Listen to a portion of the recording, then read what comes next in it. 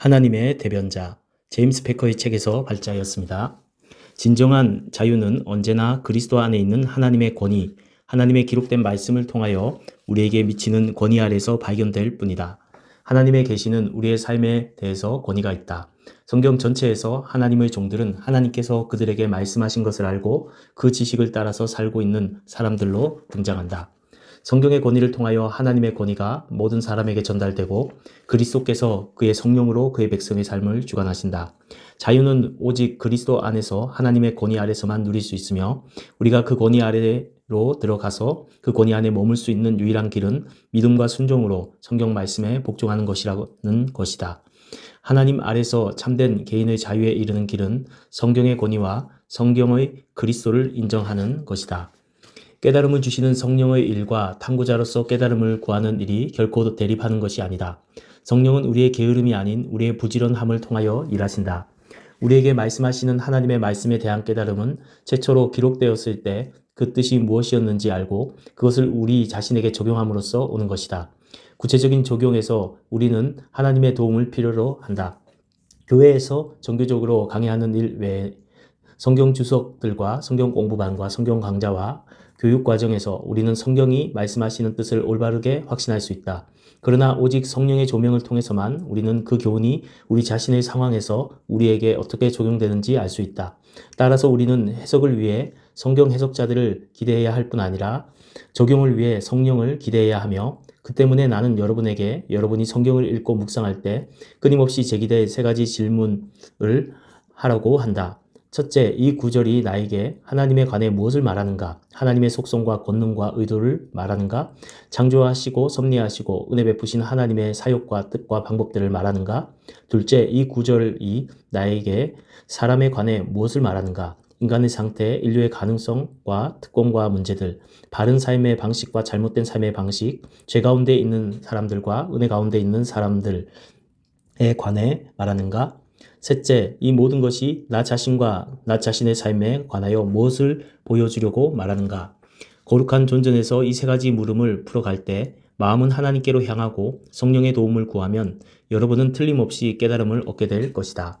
존 크리스토스톰과 어거스틴과 마틴 루터와 존 넉스와 리처드 백스터와 존 번영과 조지 필과 존 웨슬리와 조나단 에드워즈와 찰스 시므온, 로버트 머리, 맥체인과 찰스 스펄전, 존 라인, 마틴 로이드 존스와 빌리 그레함과 같은 인물들의 설교 경력과 설교 유산을 알고 있는 사람은 누구나 그들의 설교 목표가 청중과 하나님을 만나게 하는 수단이 되었으며 설교자들이 하나님의 가르침에 초점을 맞춤으로써 이 목적을 성취하였음을 안다.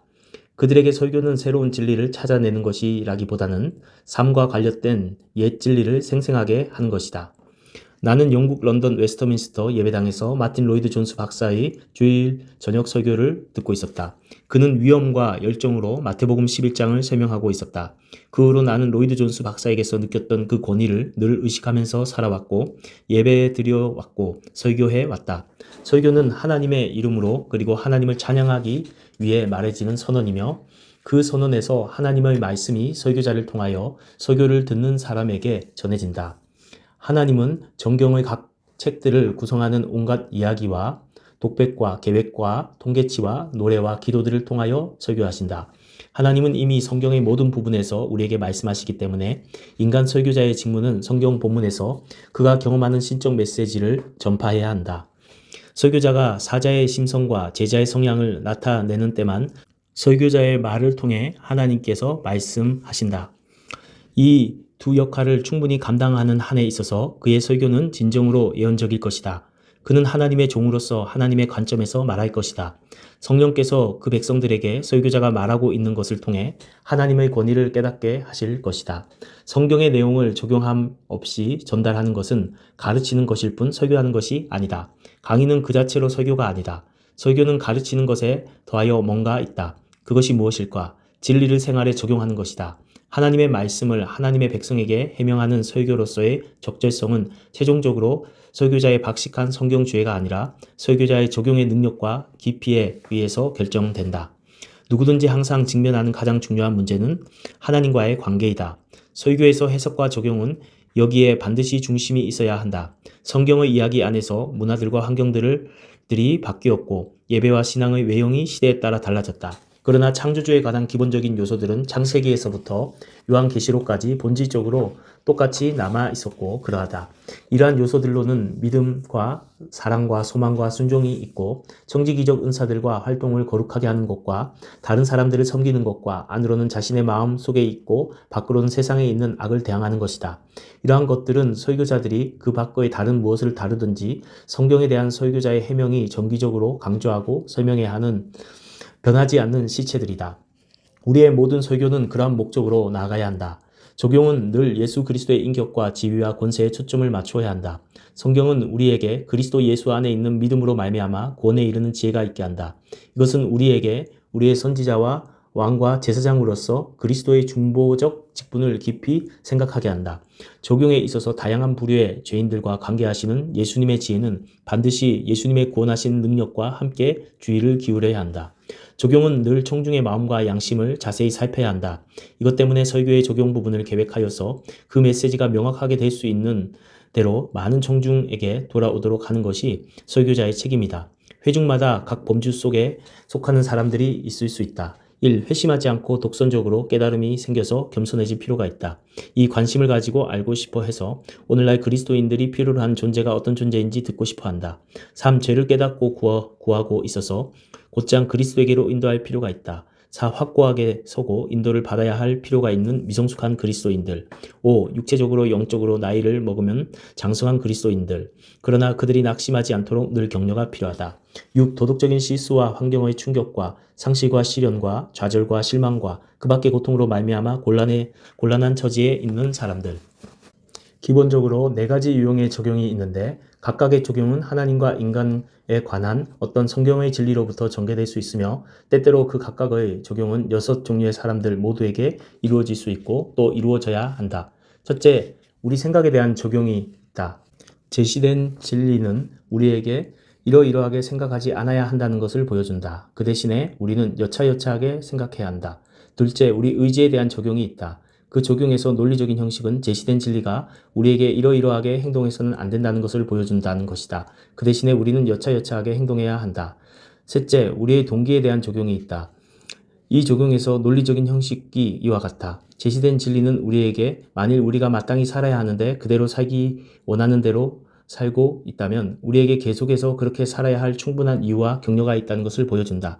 그리고 만일 그렇게 살고 있지 못하다면 우리의 삶의 방식을 바꿔야 할 충분한 이유와 격려가 있다는 것을 보여준다. 넷째, 우리의 상태에 대한 적용이다. 이 적용에서는 논리적 형식이 다음과 같은 질문에서 발견된다. 제시된 진리와 우리는 어떤 관계인가? 우리가 그 진리를 직시하고 마음에 받아들여서 그 진리에 의해 평가되고 판단을 받는가? 우리에게 그 진리를 말씀하신 하나님과 어떤 관계가 있는가? 설교자가 각 경우에 각각의 유형의 적용을 어떻게 표현하고 사용할 것인가 하는 것은 당연히 그가 적용하고 있는 진리와 그의 말을 듣고 있는 청중과 그가 알고 있는 것과 이전 설교에서 그 자신이나 다른 설교자들이 그에게 전한 것과 다른 많은 요소들에 비추어 결정해야 한다. 메시지의 절반은 본질상 하나님과 사람에 관한 성경의 진리를 가르치는 것이어야 하고 그 절반은 본질상 그 진리를 구체적으로 적용하는 것이 가장 좋은 방법이다. 설교의 메시지는 어디로부터 오는 것일까? 첫째, 회중의 필요로부터 온다. 그 필요에서 설교에 관한 독특한 주제와 구절들이 생각나게 된다.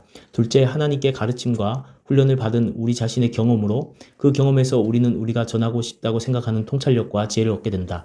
때론 설교자가 설교해야 할 구절들이 정해지기도 한다. 이런 경우에 설교자는 그 구절을 자세히 조사하고 그 구절 속에서 설교자가 충분히 소화하여 적용할 수 있는 중요한 진리들을 찾으면서 그 구절을 묵상하고 기도할 것이다. 설교를 준비하면서 나는 어떤 수단과 자원을 이용하는가? 본문의 문맥을 자세히 살피고 가르치는 요점들의 개요를 생각하고 이것이 삶의 문제들과 어떻게 상호작용하는가를 생각하여 개인적인 적용을 대충 기록한다. 메시지를 전하기 여러 날 전에 이러한 과정을 시작해야 할 필요가 있다고 생각하는데 왜냐하면 바른 개요를 얻으려면 상당한 시간이 걸리기 때문이다. 개요는 결정적으로 중요하다. 우리가 설교할 때 청중들이 우리가 어디로 가고 있고 무엇을 목표로 하고 있다는 것을 알고 있다는 사실을 알 필요가 있다. 그 본문이 이야기하고 있는 것, 그 사상의 흐름이 논리적이고 자연스럽다는 것, 각 적용이 바로 그 해석에서 나온다는 것이 중요하다. 합리적인 형식을 갖추고 있지 못한 설교들은 설득력과 권위도 없게 될 것이다. 개요를 확실하게 잡았다고 생각될 때 비로소 나는 이미 작성한 개요를 보충하기 위하여 교회의 해석의 유산인 주석들과 설교 자료들을 살펴보고 그것들에 의존한다. 예증에 관한 한 나는 가능하면 성경의 이야기를 사용한다. 이것 외에도 매일의 사건들에서 충분한 예증들이 있다는 것을 알고 있다. 그리피스 토머스는 젊은 설교자들에게 다음과 같은 공식을 제시하였다. 내 자신이 하찮다고 생각하라. 내 자신을 충분히 살피라. 내 자신을 분명하게 쓰라. 내 자신이 빈틈없이 기도하라. 그런 다음 강단에 올라가서 내 자신을 자유롭게 하라.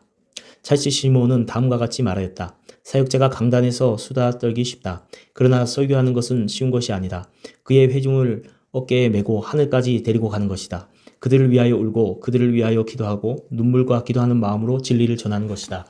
그리고 만일 사역자들과 종종 그렇게 할 은혜가 있다면 그는 아주 감사해야 할 것이다. 나는 설교도 할 뿐 아니라 정규적으로 강의도 하는데 강의와 설교 중에서 설교가 훨씬 더 힘들다. 그건 당연한 일이다. 강의가 머리를 명석하게 하고 마음을 원숙하게 한다면 설교는 삶을 변화시키고 영혼을 구원하기 때문이다.